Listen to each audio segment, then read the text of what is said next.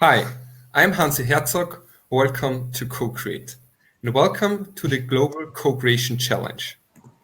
So in today's interview, we have Richard Bartlett regarding the MicroSolidarity Groups here. Welcome, Richard. Very great that you followed my invitation. Richard will introduce himself in a minute. To give you an idea what's all about, so Co-Create, our vision is to unite the world community so we're able to co-create a good life for all. And on this road, for this process, we are interviewing different people and organizations with specific topics to support this process and to connect to this shared vision and to explore what do we really need. And in today's talk, so to get insight what it's all about for you today, you will get to know the MicroSolidarity Group concept, and we will speak about different ways on how we can build deeper relations. So we'll explore which role and why it's so important that we focus on good quality relationship building to be able to have good collaborations. From the technical side, we are streaming with StreamYard to Facebook. So if you're watching right now, you can use the comment section to get in contact with us. We are very happy, looking forward to your questions and thoughts. So please share your ideas. And also, of course, we like to see your thumb ups and share this stream with your friends if it's interesting for them. And maybe you see this later. We'll publish this video also on YouTube. So please also use there the comments section. We are happy and looking forward to get in contact with you. So that's everything to say to get started. Richard, I'm very happy that you're here. May you introduce yourself and the MicroSolidarity Group concept. Sure. Thanks for having me, Hansi. I'm grateful to be invited. I have a tendency of introducing myself longer and longer every time. So I can try and not go on for half an hour, and you can ask me questions if you want me to go deeper into some parts. Okay, first, my accent, right? So I'm from New Zealand. I grew up on a little farm in the middle of nowhere in a very remote country. And I grew up in a quite old-fashioned Christian church, like a community that was very, very tight-knit, where everyone was really invested in each other's growth and development, I guess, that it was like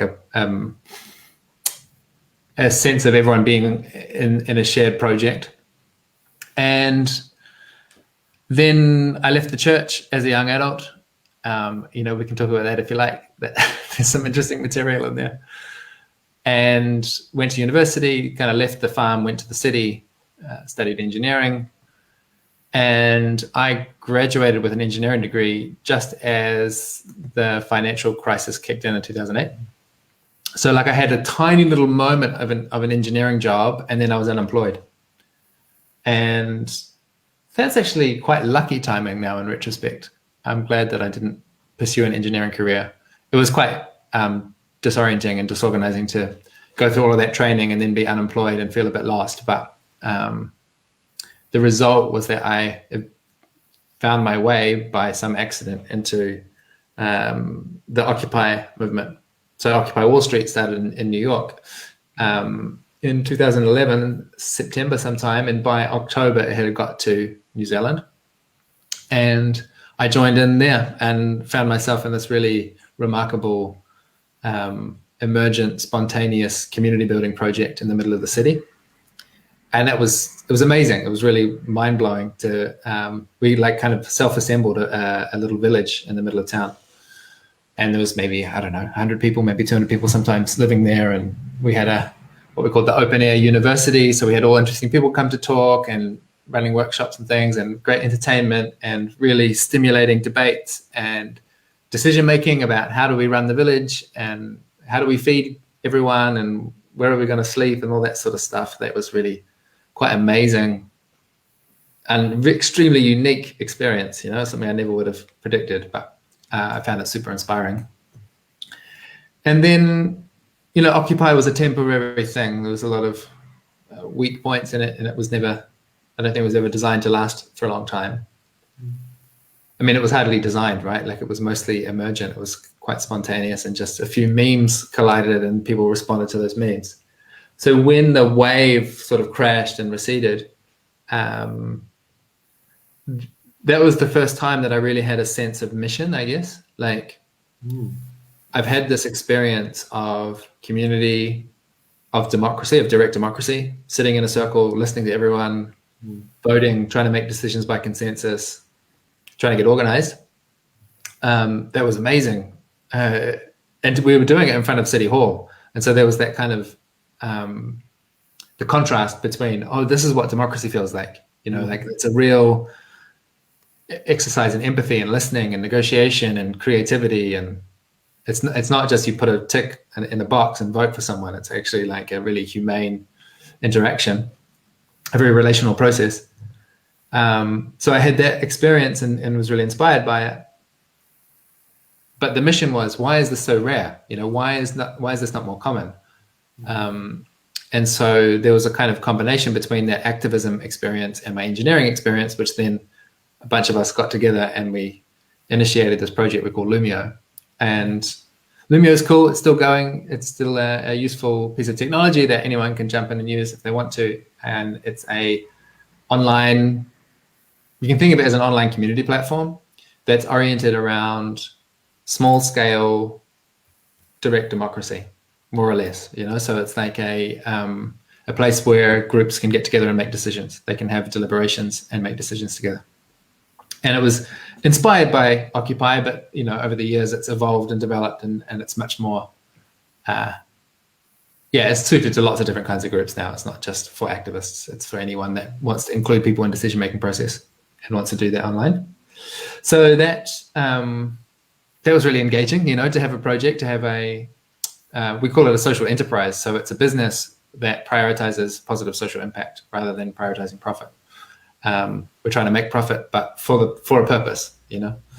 And that was really cool. I'd never heard of those before until we started one. And then I discovered, wow, there's this whole global movement of social enterprises where people are trying to use business to do good. That's quite exciting.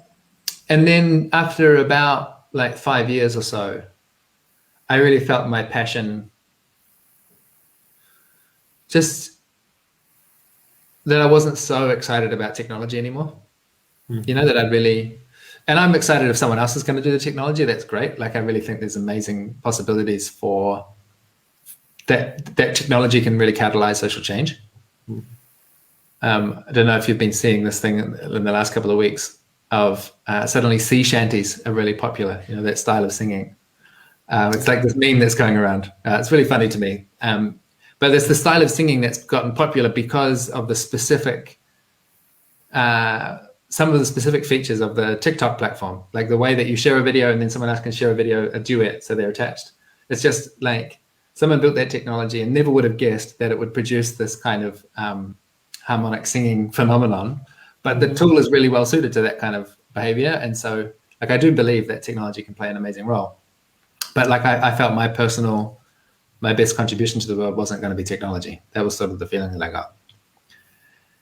And so around 2016 or so, my partner, Nati, and I decided we wanted to leave New Zealand and just discover the world a bit more, be a bit more plugged in. New Zealand's a really cool place, but it's very remote and quiet. It's a good place for a holiday. But it feels a little bit unplugged from the world, which is a good thing, you know, go and unplug. But I felt a bit out of touch. So we did a lot of travel, and in the end, what happened was we started training people. We started this little company called Baham, and we started training people in the things that we'd learned about non-hierarchical organizations or less hierarchical, you know, like how do we work without a traditional command and control model?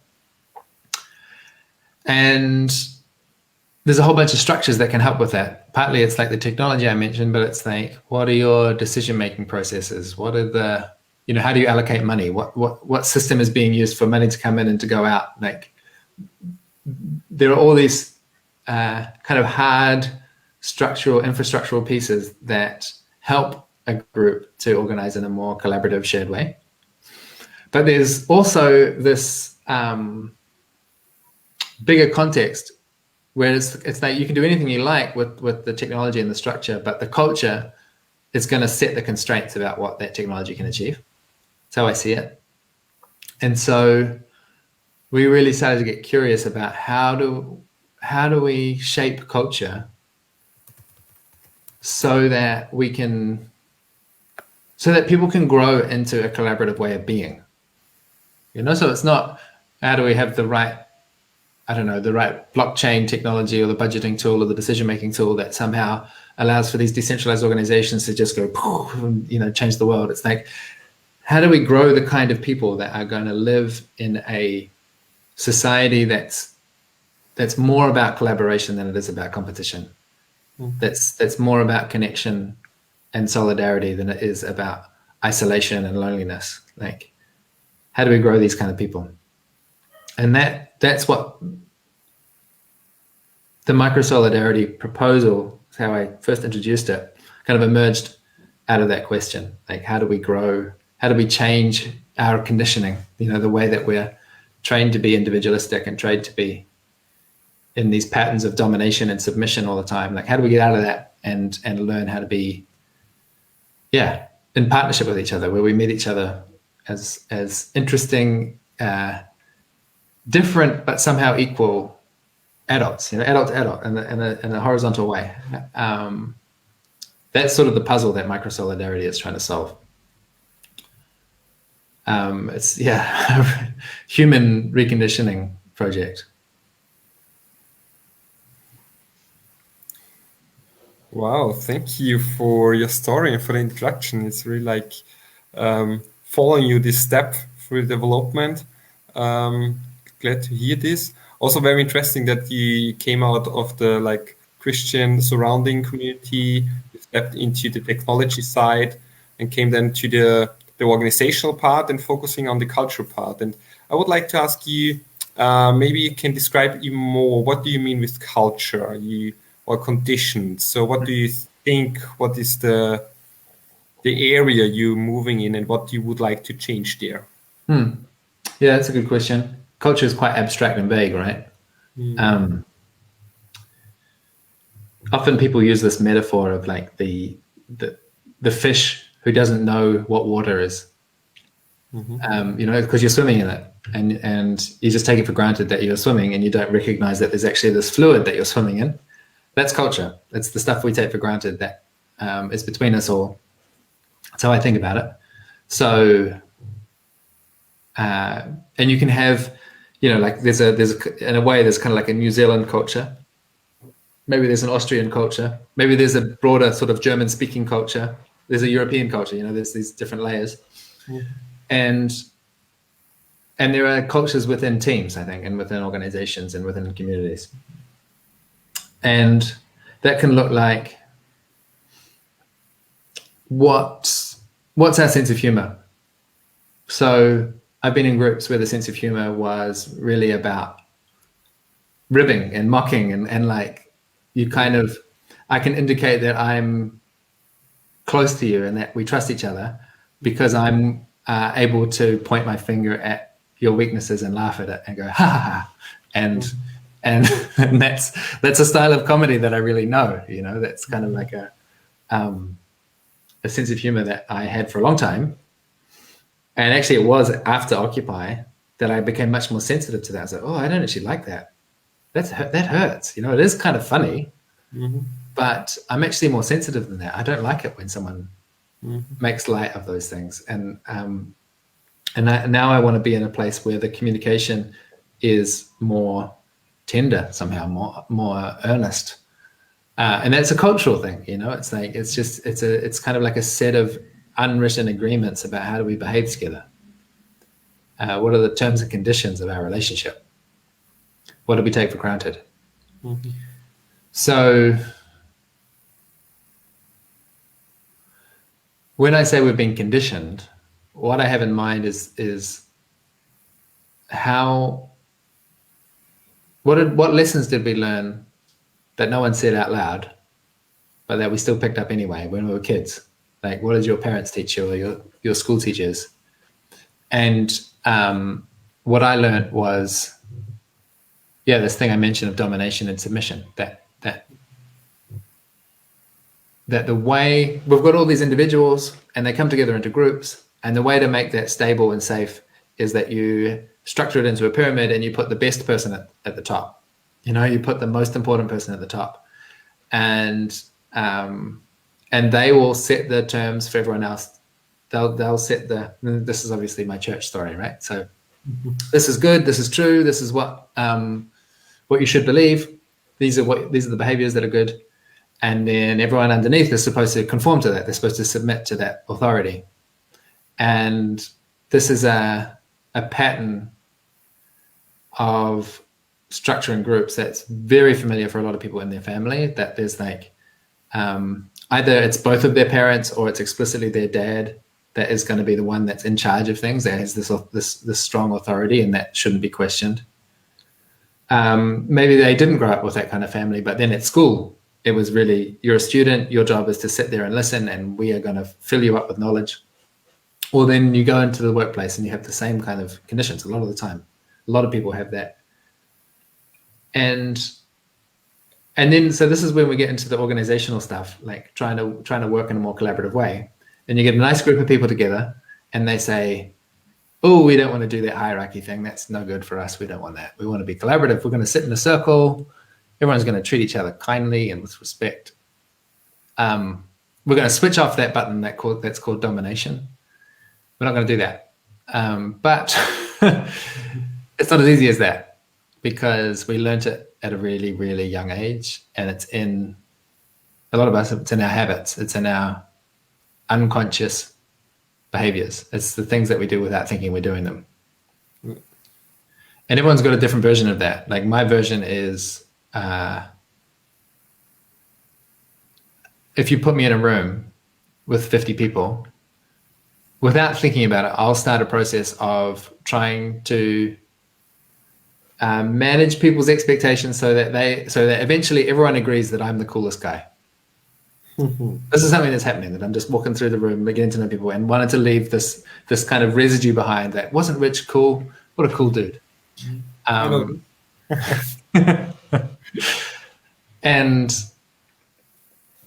that's okay, like I don't want to completely reject that part of my personality or something, but I'm not doing that intentionally. I'm not consciously deciding to do that. That's just a behavior that I have that is unconscious. And that's kind of the benevolent side of it. If people think I'm nice, well, great. But it's tied up with this whole thing of wanting to be at the top of the rank. That we have a list of who's the best, who's the most important, who's the coolest, who's the richest, who's the whateverest. I want to get to the top of that. And when I'm at the top, everyone's going to have to listen to me. That's kind of the script that's running for me. And so I've encountered so many collaborative groups now. We work with really amazing cooperatives and NGOs and people doing amazing mission in the world, and their heart's in really the right place. And the relationships turn really sour because there's a few people in the room like me who are just so motivated by their ego and their need to be the coolest and the best, and they're like the savior or whatever. There's this whole ego thing going on, which gets in the way of what the mission is and what the project is. Mm. And there's other people in the room that know that's happening, and they're trying to go like, hey, can you chill out and not be so arrogant? But it's really difficult. How do you approach that in a way? It's really difficult work to try and help someone to change their behavior. And I'm using me as an example because it's safe and it's easy. But there's lots of other of these kind of behaviors. There's other people who will, like I said, it's domination and submission, right? Like it's a two-player game. There's also people who have been trained to just keep their ideas to themselves, just to withhold, just to like, I'll kind of go along with what's being said, but I don't really believe it. I'm not really going to engage in a deep way. I'm just going to kind of keep my head down. That's also really common. And that's a behavior that's been trained into people because of the conditions of domination and submission. Does that answer the question about, what culture is, what conditioning is, how I think about it? Very much. I'm very grateful that you shared so honestly and so open. And it's really referring to me because I think I've been many times in a similar position, acting out of my ego. And I think about the conversation I had today in the morning with another one, building a very big network. And we were talking about this realization that many people who try to connect networks right now are in a kind of this power position, doing it out of an ego position. And it's really something which is making it hard to get together. So connect different networks because there are always these egos. And I have known it for myself through the last years. And I think I more or less accepted it as a part of my history, knowing that it's critical. But now I'm really stepping more and more into this feeling, this need of overcome this. Because speaking about collaboration, last years I was focusing more on the technical parts, like on system architecture. But and of course this is a part of it. But the other part and the real life stuff, what happens in each contact, is how do we meet each other? How open are we? How do we communicate? And when you're speaking about culture and conditions, I was thinking about mindset as well. On Tuesday, I had a conversation or interview with two people from over the May speaking about mindsets, and this is something really important. And going to the root of success for collaboration, I think here we are, and it's really important that there are people like you who point this out and who are self-reflected about it, because really also we as people really focusing on new ways of working together and really open for change have to reflect ourselves and have to be aware that we are carrying on mindsets like this. Yeah, I can say some more about the mindsets too. I think this is really an important part. Yeah, please follow on however you wish. And as next step would be very interesting as well then to see what is the work of MicroSolidarity Groups about to change that. But I'm sure you're coming at some point, right? Trusting the process. Yeah. So just to stay on the mindset piece, when I talk about domination and submission, what I'm thinking about is there's an amazing philosopher, historian, author, Riane Eisler, and she talks about the spectrum between domination and partnership, and the concept is kind of like relationships can be more like domination or they can be more like partnership. You can kind of be anywhere on that spectrum, from a really sort of intense fascist, abusive, controlling thing to, well, just it's a parent-child thing. It's not particularly bad, but it's a little bit into the partnership thing of, we're really trying to find where we maintain our uniqueness and our difference, but we're really trying to connect with what we have in common. And that's the destination that I want to be in. I want to be in partnership culture, and I've had these little glimpses of it, but I want to have a partnership society. But I was raised in a domination society. One of the things about domination society, if you are like me, trying to climb the ladder all the time and get to the top of the rank, maybe this is a particularly masculine thing, I'm not sure. But if you're trying to get to the top of the rank, you can't admit weakness. Mm-hmm. You can't disclose. Yeah, you can't say, oh yeah, I've got this ego thing. You're not allowed to say that, because then you're not going to be at the top of the rank. The person at the top of the rank is the one who has no weakness, who is just, everything is perfect. And if you can't admit weakness, you can't really invite any support to help you grow. You've got to, maybe you can do it privately by yourself, secretly make some little changes, but if no one's allowed to know that I'm in development, that I'm incomplete, that I have weaknesses and struggles and, things shadows, like habits that I'm really not happy about, parts of my personality that I really think I'd rather not have, but that's what I've been born with. If I'm not allowed to admit that, I'm never going to invite people to help me grow and change. And so the growth mindset that people talk about sometimes, which is the mindset that people need to make significant changes in their life in a sustained way and to stick with it and to really get to a point of high performance, the first step is you have to admit that you are not complete yet, that you've got growth to happen. So this is part of what we're trying to do, I think, with MicroSolidarity, is to make it normal to be in development, to make it it's okay. It's not shameful. Like I told you about my arrogance, my narcissism, my desire to be at the top of the pile. It's like, yeah, that's a part of me, and it's okay. It's not, I'm not super sensitive about it anymore. It's just something that I'm trying to manage, and I invite my peers, my community members, to help me with it, and to say, hey, look, this is a thing that happens. It can be unconscious, and it's something that I want to change, and I need your support.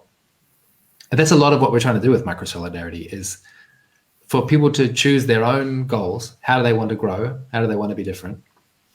And then invite in the support that they need to become that person. So it's very focused on autonomy and consent. You choose what behaviors you want, and then you ask the people to help you develop those behaviors. It's not about someone on the outside saying, you shouldn't be like this, and I'm going to stop you from doing that, and you're bad, and you should change. That I don't think that's very effective. It's very popular. There's a lot of that, and especially in conversations on social media, there's a lot of people trying to tell each other how they should change your bad behaviors, but I don't think it's very effective for changing behavior. So I should explain, what am I talking about? So the project is, how do we get from a society based on domination to a society based on partnership? That's one way to think of it. And in MicroSolidarity, the proposal is that all of the different scales of society, from the family to the nation, or even beyond, and all the ones in between, they all affect each other in both directions all the time. Mm-hmm. So there's some really interesting studies about Hitler and what was happening with Hitler's parents, and what was happening with parenting in Germany and other parts of the world at that time. Mm-hmm. What were those family relations like, and how that turned into a political moment that affected the whole world.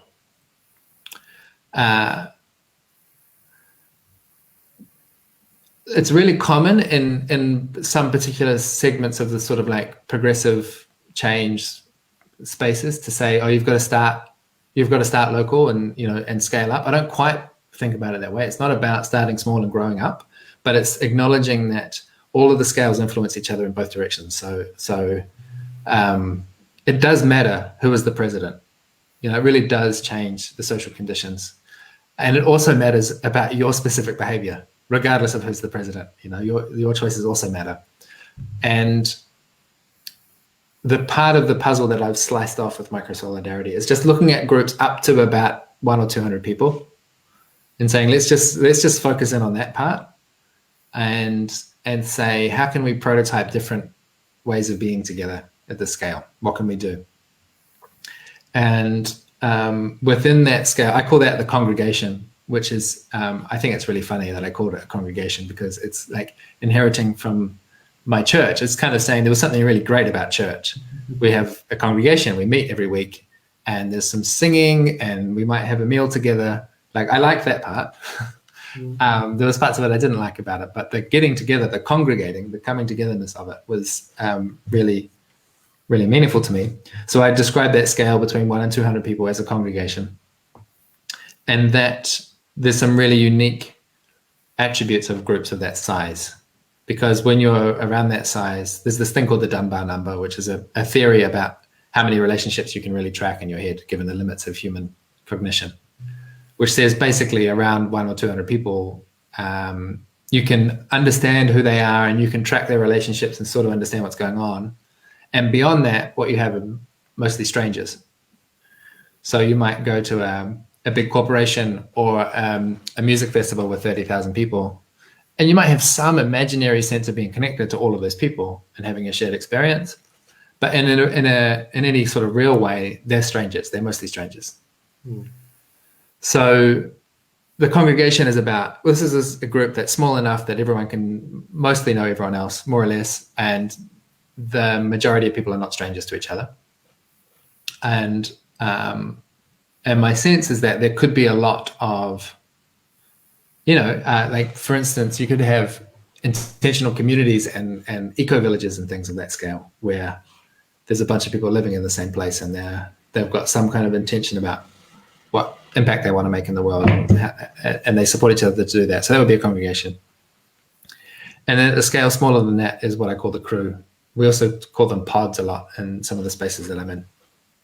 And the crew is 3 or 4 or 5 people, really. It could be a little bit bigger, I'm not sure, but I really like the small ones. And they're a space for a much denser kind of intimacy. Like you might live in a little village with 200 people and have a nice sense of like, oh, I know the grocer and the butcher or whatever. But when you have a group of 4 or 5 people, they can really start to see each other and really, understand some of the nuance about who is this personality and what are their goals and how can I support them. And so I often say that the job of the congregation is basically to be a dating pool where new crewmates can meet each other. Mm-hmm. Because when you have your crew, when you find your little team, when you find your little squad, it's really amazing. It's really amazing to have that sense of like, I've got 4 best friends and we're in it together and we've got a mission and we're doing something. When you're on your own, you can have these moments of inspiration and passion and like, this is my project in the world, this is my purpose, but it's really hard to sustain on your own. It's like, it's so much easier when there's a few people doing it together, when it's any kind of meaningful project.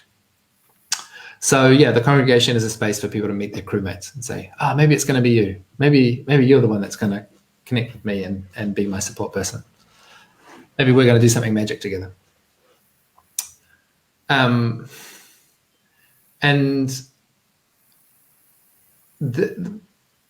again, the scale is important to me. That at the congregation scale, there's this Dunbar thing. At the crew scale, there's a higher degree of intimacy. And then at the dyad, the you and me, there's another kind of intimacy that happens. And it's like there's no hiding in a way. It's like there's you, there's me. There's this connection that we're experiencing between us. And we can be on the spectrum again from the domination to the partnership. In the way that I choose to relate to you, I can try and exert some kind of dominance, like I'm going to prove that I'm smarter than you or something, or I'm going to undermine your confidence or something like that. Or we can be more like partners and we can get curious about each other and how do we support each other. So the dyad is like the smallest, well, it's not quite the smallest, but it's like a very, I sometimes think about it in terms of like yoga. Like I don't do a lot of yoga, but I've seen a lot of it. Yeah. Where there are some postures and there's just a limited set of postures and you just kind of do them over and over and over again with a lot of mindfulness. And you get more and more nuance in the posture, more and more self-awareness about your body. Mm-hmm. And people get more and more sense of progress and rewards out of doing it. I think the same with the dyad relationship. It's like every time I encounter a new person, there's an opportunity for me to notice, what do relationships look like?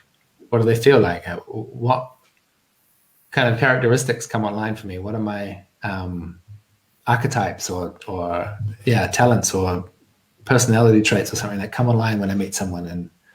And which ones do I want to practice more of? So in this context, you're interviewing me, so I mostly get to talk. But if we were just having a regular conversation over a glass of wine or something, I might want to practice like, hey, maybe I can do better listening and get less preoccupied with my own thinking and all the cool things I want to say, and more interested in what's going on in your world. Like that's something that I practice intentionally sometimes, because I've got people who are willing to practice with me. And then at the very smallest scale, you have an individual person, but I find it really useful to imagine that a person is also a group, that I'm a collection of different parts, and these parts also have relationships between them. And there are parts that sometimes try to dominate other parts. So my like confident, courageous, strong part wants to dominate the anxious, uncomfortable, sad part and just say, go away, you're not you're not welcome here, and kick them out of the team. It doesn't work. Yeah. It really doesn't work. And so, part of the project is like, can I change the relationships between the parts of myself?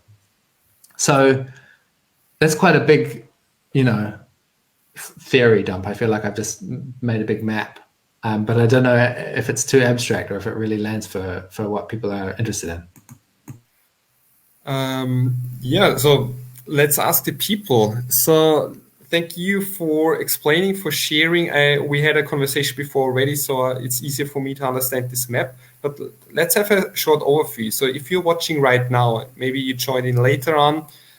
So welcome to this interview. Feel free to use the comment section in Facebook to get in contact with us, ask any questions, share your thoughts, share your experience. We're really happy to pick up your thoughts. And to summarize a little bit. So we were starting with speaking about how we can support social transformation, collaboration through changing and building a more partnership-orientated culture, right? And now we have a look on this approach of MicroSolidarity Groups. And when we speak about these groups, Richard is proposing or thinking about smaller groups from 3 to more like 4, 5, 6 people, which also include one-to-one relationships. And in these smaller groups, it's much more easy to show yourself and to go into deep relationship, to reflect. So maybe similar approaches out of a peer partnership group or self-reflecting group. And I think you put it into a frame and describe it and take a look from different angles. So maybe let's, after summarizing, let's have a deeper look inside. So what are you doing exactly in these groups? How does something like this run? And also maybe if somebody's interested to try out something like that, how he can start something. Yeah, it's good to ask, what are we actually doing? Right? Some verbs. So part of the story, and when I introduced myself, part of the story that I skipped is the community that I'm part of in New Zealand called Inspiral. And that's a network that I joined in 2012, I think. And it's been really amazing for me. It's really made a huge difference to my life. And the headquarters is in New Zealand, but there are now people distributed around the world. And what's happening in that community? I mean, primarily it's a kind of deep friendship. That's to me how I understand it, is that people are just taking care of each other. They just care about each other's lives in a way. There's that thing. And then the practical stuff is a lot of like freelancers, started out as a collective of freelancers who were trying to find ways of doing less work that felt like it was harming the world and more work that felt meaningful and like making a positive contribution. And then a lot of those freelancers ended up like making small companies. So now it's basically a network of social enterprises where a lot of people are trying to do positive things in the world. They're starting these small companies trying to do some good. And we're also experimenting with different ways of organizing. A lot of us are like allergic to traditional hierarchy, so we're experimenting a lot. And that's been a phenomenal experience for me to be part of that community and have a sense of, brotherhood and sisterhood, that connection of the sort of people alongside me learning as we go through these experiments. And, like I'm in a good mood today, so I'm telling you all the good things about community, but there's also a lot of painful, difficult parts, and having people alongside me to go through that with has really made a big difference. So that to me it's kind of like the prototypical example of what a micro-solidarity group can grow into, where you have people taking care of each other in an emotional way, but they're also supporting each other in an economic way. They're doing business together. They're trying to not just change the world for good, but actually get paid to do it and to pay their rent while they're doing it, and they're supporting each other with business opportunities. And so that's kind of the destination for me, is how do we have more of those, because it's been so important for me. And when we left New Zealand and moved to Europe, it was like, I don't like being part of Inspiral from Europe. I liked it when I was in New Zealand because most of the other people were there, but living on the other side of the world and only connecting, through video conferencing and I felt like I was really missing out on a lot. So that's where the proposal came from, was the sense of like, well, we'd like to start another one a bit like it. How do we start? Where do these things come from? What do you need to get going? And that's why I say it's a proposal, because we haven't proven it yet. We've just we've started down the process of starting a new community here. And I had the instinct to do it in an open source kind of way. So to document, this is where I want to get to, more or less. This is how we think we're going to start. We don't know how we're going to get there, but this is how we're going to start. And I'll write blog posts and have interviews like this and tell people about the experience as we go, and we can learn together. That was how I set it out. And when I made the first post at the end of 2018, it kind of went a little bit viral. Not viral, but a few tens of thousands of people read the story. And I was like, wow, okay. That's a lot of people. And they were saying, hey, Rich, we're already doing this. Good news. We've got a community just like you described, and we also want to learn alongside you. And so the project kind of transformed in that way, that it's less about how do I start one community and more about, this is a phenomenon that's already happening where these communities are emerging in the world, and how can I play a useful role in there? So I laid out the map. People have found that map really useful. It's like, maybe that's what's missing in our community, is we don't have enough of these crews, and we'll help people get into crews. Well, that helps. And so now it's kind of like a network of many communities that are all experimenting with similar practices and learning together. So for people that want to start, there's kind of a few places you can drop in. One is to there's the MicroSolidarity website, and there's a page there that has a lot of practices that you can do in crews. A lot. It's kind of overwhelming. Just a second. I will post the link to the page right now. So if you're watching this, you can have a look. And we have then a question, but please close what you were speaking about, and then I will bring it up. Yeah, nice. Rachel, thank you for your question. We will come back to it soon. You can start with any of the number of practices that I've listed there. There's one called the Case Clinic, which I really like. It comes from Theory U, which is the whole facilitation framework in a way. So, it's bigger than that. It's a philosophy, but there's lots of practices. One of them is called Case Clinic. And you can do a case clinic in about an hour. You get one person who has a challenge, and then 3 or 4 people are going to support them to rethink that challenge and get some new insights. And over the course of the hour, there's you do ask these kinds of questions, take a moment of silence, do this kind of, it's like just an instruction sheet. This is what you're supposed to do. And I found that Case Clinic is super, super reliable, that I can put it on a PDF and I can send it just about anywhere, and people run through it with a small group and they find it's really meaningful, that they get useful insights into their challenge, and they get a real experience of connection. So this is the kind of practice where I'm like, that's a good one. I know it works. Let's grab it. So if you're starting and you have any kind of community, whether it's at work or a sports team or friends or whatever, could be family members, and you want to try just deepening those relationships and making them a bit more meaningful, that's the kind of thing you can do. Say, hey, do you want to do a case clinic? I've got a challenge. I'd love some support. Here's the instructions.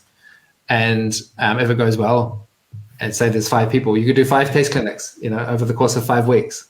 And that would be the start. That would be the nucleus of, we come together once a week and we support each other in a meaningful way. And there's tons of other practices you can do. And then the other one is every so often, Nati and I run a program we call the MicroSolidarity Practice Program. And that's we're doing that through the baham. And you can, I think the next one's in May, so it's a little way off, but that means there's plenty of room. It'll be an online group with about 30 people, and we'll be facilitating, and we'll just give you a taste of a lot of these practices so you get more equipped. And there's more of these sorts of things, like interviews that we're doing and blog posts and a bunch of stuff to read and listen to, so you can kind of get your head around the ideas and see where is it going to be your place to plug in. Cool, awesome, thank you. So I'm getting more and more the feeling we're coming to the ground of sharing really what it's all about. So to summarize this again, we learned that micro-solidarity groups are groups from 4 to 7 people, something around this, and you're meeting to grow together, to learn about yourself, to support each other. And you can use different frameworks or different questions, methods to do so, to get these relationships. I just posted the link to the MicroSolidarity page. At the second point, I think the accruing, you find different approaches there. So take a look. And I think now it's really tangible what it's all about, what can we do here. And I would like to use the chance now to pick up a question. And if you're watching right now and you have something to share or a question, please use the comments section of Facebook. We have like 10 more minutes. It's your chance now. And to start with one, Rachel, thank you for your question. She was sharing and asking, everyone is involved in so many different communities. What are the challenges you have seen in keeping communities together? Hi, Rachel. I'm glad to see your name here. We've been interacting on Twitter, but now you're like more of a real human person. So first, I guess there's this definition of what does it mean to be in many communities.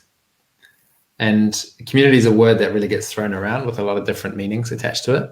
And I should be clear that when I say community, I'm thinking of something quite specific. And it's, again, it's like, it's tied up in my childhood, right? Like community is the people you can count on to bring you a meal when you're sick, or like when you have some babies or something, like, I'm thinking of quite a small number of people who really proactively care about you and are invested in your life, and they're gonna check in with you when things are not going well, that sort of thing.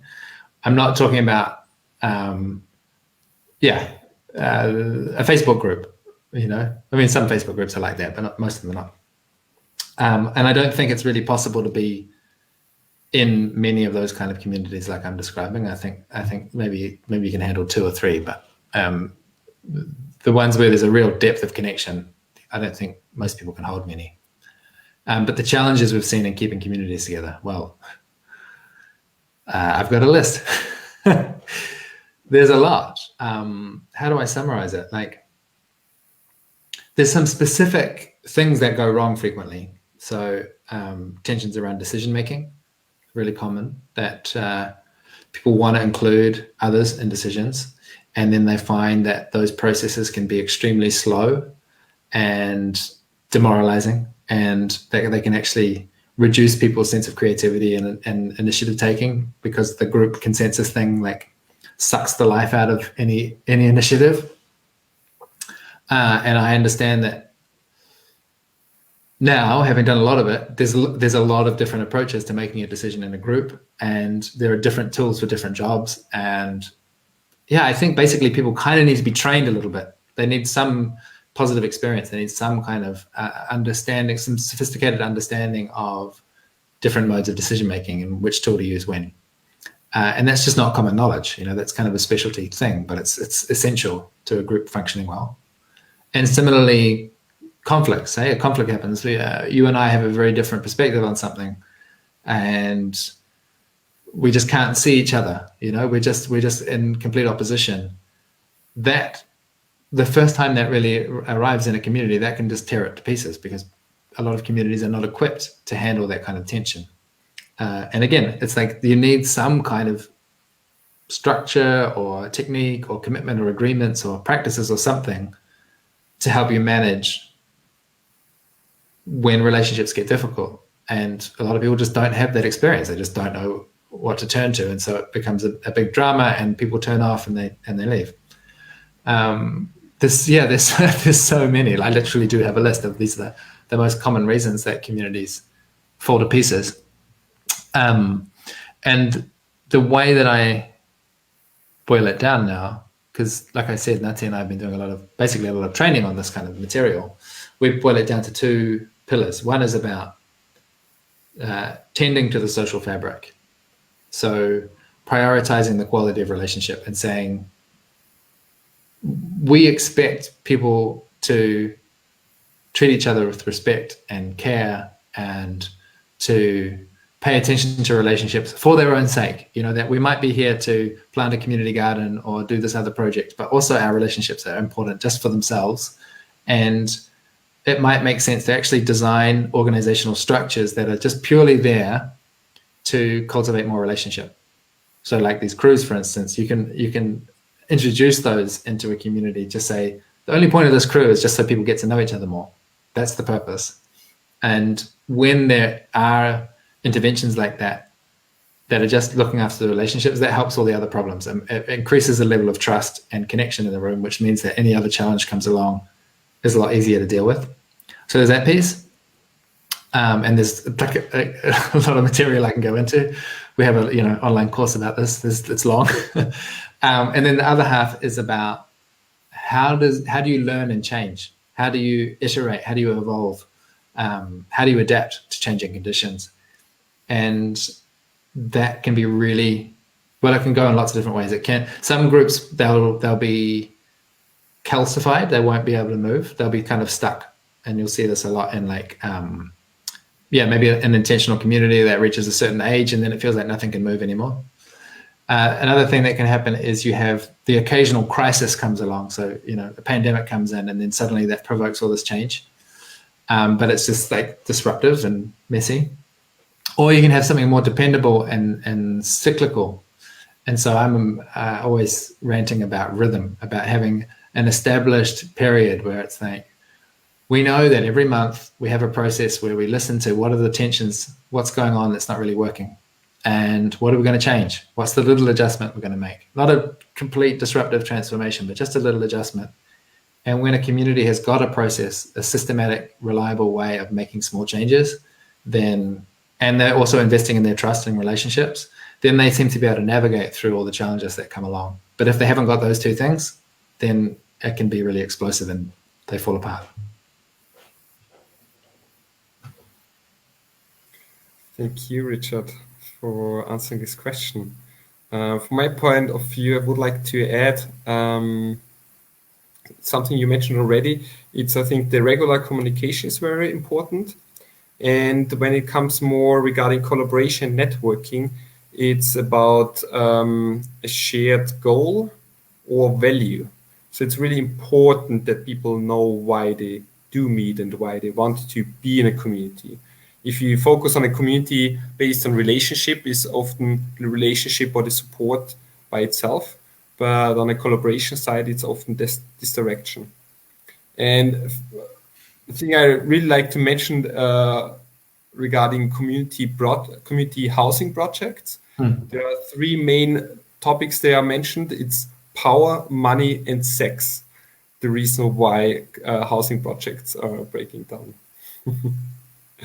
So we have one last question, and we have 5 more minutes till Richard has to go. So let's dive into.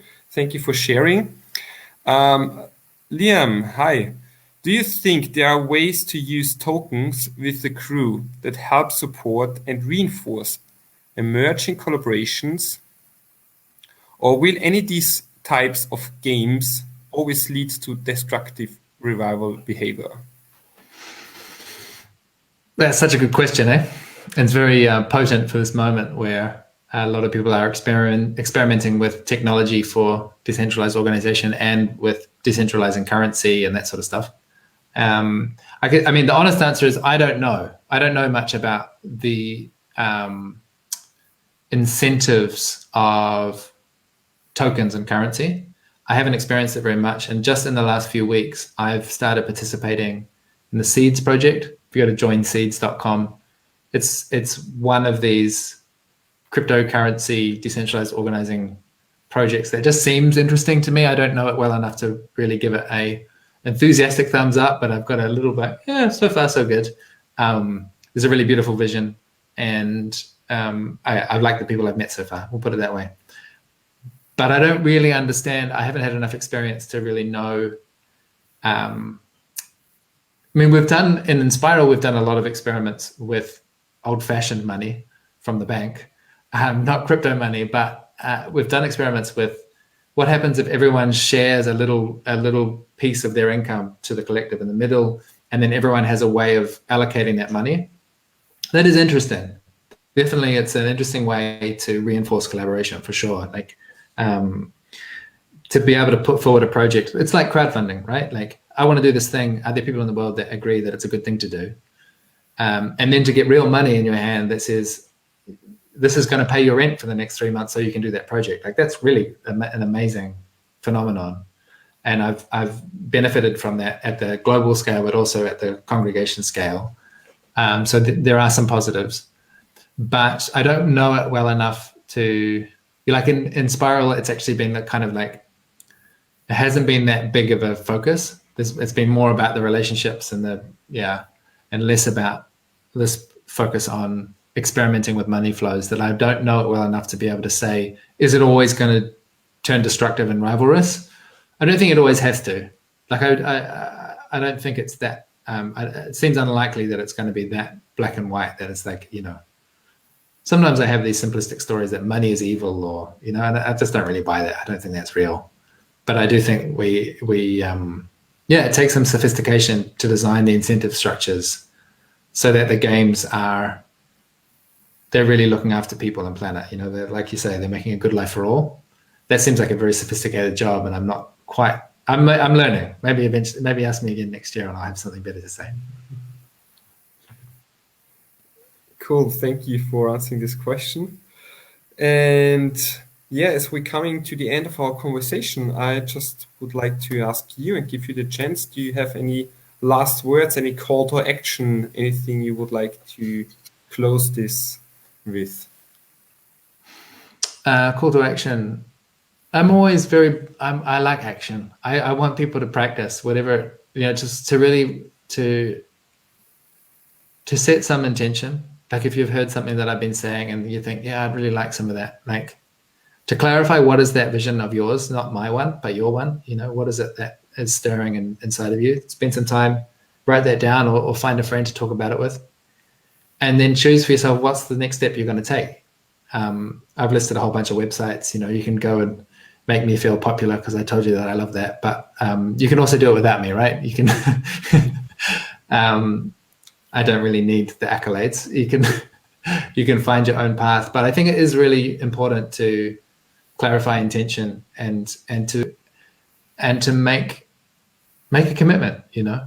And to me, I don't really do that on my own. I usually do it with a friend or a group to say, hey, this is the world that I want to live in, and this is the little step that I'm going to take in that direction, and can you support me to take that step? I think that's my call to action. Cool. Awesome. Thank you, Richard. So, to close our conversation from my side, thank you again very much, Richard, for joining in. Thank you as audience to participate in during our conversation with the questions. You find a lot of different links in the comments below to check out more details, and to make the connection to our project. So if you want to get to know more about our vision of connecting the world community to co-create a good life for all, you can find the link here in the Global Co-Creation Challenge. And for us, it was really, very important to have a look on the concept of MicroSolidarity Groups, because we think that's a very, very important approach or important step to grow deep relationships within smaller communities, because these all small communities are making the bigger network of networks altogether. And I had by my own experience through the last years to similar approaches, and I'm really happy that I stumbled over the collection, the website from Richard, because if you check it out, you will see by yourself there's a lot of information. So thank you, Richard, for collecting this. Thank you for showing up. And I wish you a great day. Thanks, Hansi. It's great connecting with you and the other people out there on internet land. Ciao. Bye. Ciao, ciao.